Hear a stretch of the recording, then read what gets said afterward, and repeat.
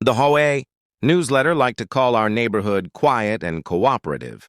In reality, it was quiet only until Karen moved in. She became the unofficial enforcer overnight, measuring grass with a ruler, peeking over fences and knocking on doors like she owned the place. I mostly ignored her. That was my first mistake. One afternoon, I was refueling my truck in my driveway from a small auxiliary tank I used for work emergencies.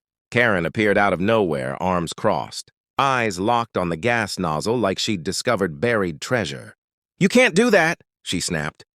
"And since you're breaking HOA rules, you owe the neighborhood. Give me some gas." I laughed, thinking she was joking. She wasn't. "I'm not giving you free gas," I said calmly. "And this tank is legal. County permit and everything." Her face turned red.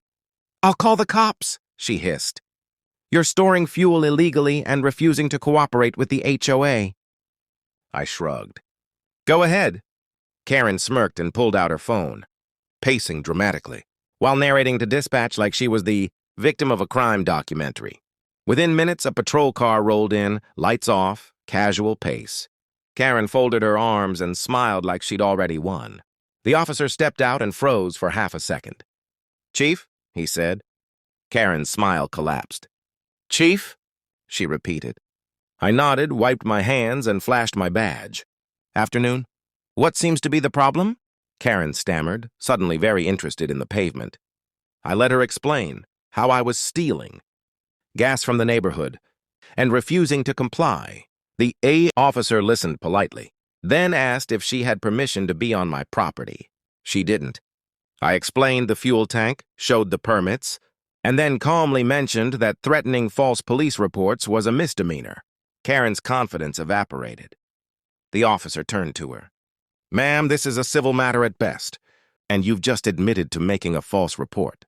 Karen tried to backpedal, blaming the HOA, the rules, the stress, anything but herself. It didn't work. She left with a warning and a very public lecture about harassment and trespassing. The next HOA meeting was quiet. No clipboard, no ruler. Karen avoided eye contact and stopped knocking on doors. Funny how fast neighborhood bullies lose their power when they realize the badge they tried to weaponize was already mine.